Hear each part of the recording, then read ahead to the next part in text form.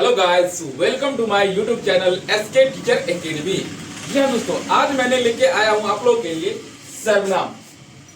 अगला इससे पिछला जो टॉपिक था संज्ञा कंप्लीट करने के बाद मैंने आप लोगों के लिए आज क्या लेके आया हूँ, सर्वनाम। देखिए, सर्वनाम को हम लोग एक सिंपल भाषा में समझेंगे। सबसे पहले आप लोग तो संज्ञा जान गए थे कि किसी व्यक्ति या स्थान भाव के नाम को क्या कहते हैं, संज्ञा कहते हैं।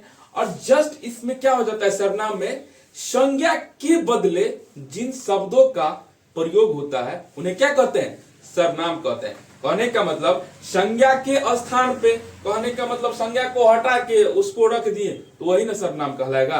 देखिए, संज्ञा अथवा नामों के बदले जिन शब्दों का प्रयोग होता है उसे क्या कहते हैं, उसे सर्वनाम कहते हैं। उसको क्या कहते हैं, सर्वनाम कहते हैं। ठीक है ना।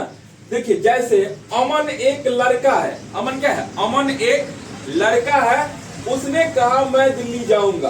तो देखिए, यहाँ पे उसने सर्वनाम हो जाएगा और मैं भी क्या हो जाएगा, सर्वनाम हो जाएगा। तो कहने का मतलब संज्ञा अमन था, अमन के स्थान पे क्या आ गया, उसने कहा। के कहा, हमने ना कहा, तो अमन के जगह पे क्या आ गया, उसने। ठीक है ना। और मैं, तो मतलब ये दोनों क्या हो गया, सर्वनाम हो गया। कहने का मतलब संज्ञा के बदले जिन शब्द का प्रयोग हो रहा है वही क्या कहलाता है, सर्वनाम कहलाता है। अब देखिए, आ जाता है भैया आगे, सर्वनाम के कितने भेद होते हैं। तो सर्वनाम के मुख्यतः 6 भेद होते हैं। सर्वनाम के मुख्यतः कितने भेद होते हैं, 6 भेद होते हैं। कौन कौन, पुरुषवाचक सर्वनाम, निश्चयवाचक सर्वनाम, ठीक है ना, अनिश्चयवाचक सर्वनाम, संबंधवाचक सर्वनाम, ठीक है। उसमें देखिए निजवाचक सर्वनाम और प्रश्नवाचक सर्वनाम। तो सर्वनाम के कितने भेद होते हैं, 6 भेद होते हैं। पुरुषवाचक सर्वनाम, निश्चयवाचक सर्वनाम, अनिश्चयवाचक सर्वनाम, ठीक है ना, संबंधवाचक सर्वनाम, निजवाचक सर्वनाम और प्रश्नवाचक सर्वनाम। तो सर्वनाम के कितने भेद, 6 भेद। अब चलते हैं हम लोग पुरुषवाचक सर्वनाम किसे कहते हैं। ठीक है ना, बारी बारी से 6 को हम लोग पढ़ेंगे। तो आज मैंने इस वीडियो में पुरुषवाचक सर्वनाम को लेके आया हूं, ठीक है ना। और उस पुरुषवाचक सर्वनाम के भी 3 भेद होते हैं, उन पे भी चर्चा करेंगे। और जब अगला 5 हो जाए, बच जाएगा, जैसे निश्चयवाचक, अनिश्चयवाचक, संबंधवाचक, निजवाचक और प्रश्नवाचक, तो उनको मैं अगले क्लास में उसको कंप्लीट करने वाला हूं। और हाँ दोस्तों, जो मेरे चैनल पे नए जुड़े हैं वो सबसे पहले चैनल को लाइक करें, सब्सक्राइब करें, ठीक है ना, और घंटी का बेल आइकन भी जरूर प्रेस करें और ज्यादा से ज्यादा अपने मित्रों को शेयर करें। देखिए, अब आगे हम लोग आगे चलते हैं। तो पुरुषवाचक सर्वनाम किसे कहते हैं, तो जिन सर्वनाम शब्दों का प्रयोग वक्ता, ठीक है ना, वक्ता द्वारा दूसरों के लिए या खुद के लिए, फिर से समझिए, जिन सर्वनाम शब्दों का प्रयोग वक्ता द्वारा खुद के लिए या स्वयं के लिए या दूसरों के लिए किया जाता है, ठीक है ना, दूसरों के लिए प्रयोग किया जाता है, उसे क्या कहते हैं, पुरुषवाचक सर्वनाम कहते हैं। उसको क्या कहते हैं, पुरुषवाचक सर्वनाम कहते हैं। जैसे आ गया मैं, आप, तू, तुम, वह, वे इत्यादि। तो ये सब क्या कहलाते हैं, पुरुषवाचक सर्वनाम कहलाते हैं। अब हम जस्ट बताएं आप लोगों को कि पुरुषवाचक सर्वनाम को भी 3 भागों में बांटा गया। तो पुरुषवाचक सर्वनाम को कितने भाग में बांटा गया है, 3 भाग में। उत्तम पुरुष, मध्यम पुरुष और एक अन्य पुरुष, ठीक है ना। उत्तम पुरुष, मध्यम पुरुष और एक अन्य पुरुष। तो सबसे पहले उत्तम पुरुष कहते हैं किसे, तो कहने या बोलने वाले को उत्तम पुरुष कहते हैं।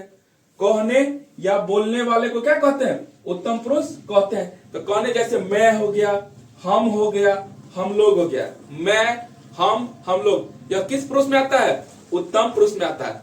अब आगे हम लोग मध्यम पुरुष।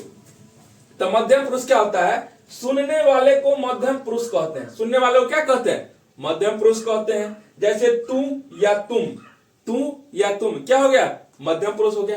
अब आ जाते हैं हम लोग अन्य पुरुष में। तो अन्य पुरुष में है कि जिसके विषय में कहा जाए, जिसके विषय में कहा जाए उसे क्या कहते हैं, अन्य पुरुष कहते हैं। क्या कहते हैं, अन्य पुरुष कहते हैं। जैसे यह, ये, वे, आप, वह, ठीक है ना।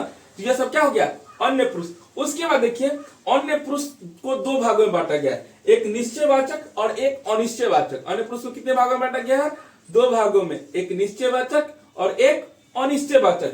तो देखिए, निश्चयवाचक में आ जाता है यह, वह, आप। यह, वह, आप, यह आ जाएगा निश्चयवाचक में। और अनिश्चयवाचक में आ जाएगा आपको कोई, किसी, कुछ। कोई, किसी, कुछ, यह किस में आ जाएगा, अनिश्चय में। मतलब कोई, मतलब इसका कोई निश्चित नहीं है, कोई होगा, ठीक है ना। अब देखिए, निश्चय में यह मतलब यही है वो, ठीक है ना। इसलिए निश्चय में और अनिश्चय में फर्क है। अनिश्चय में कोई निश्चित नहीं होता है और निश्चय में वह निश्चित निश्चय का बोध हो रहा है, मतलब वहां पे कुछ ना कुछ है। तो इसलिए निश्चय में क्या हो गया, यह वह आप, अनिश्चय में क्या हो जाएगा, कोई किसी कुछ। तो यह था दोस्तों सर्वनाम का। आज मैंने पुरुषवाचक सर्वनाम लेके आया हूं। अगले वीडियो में निश्चयवाचक सर्वनाम, अनिश्चयवाचक सर्वनाम, संबंधवाचक सर्वनाम, निजवाचक सर्वनाम और प्रश्नवाचक सर्वनाम लेके आऊंगा दोस्तों।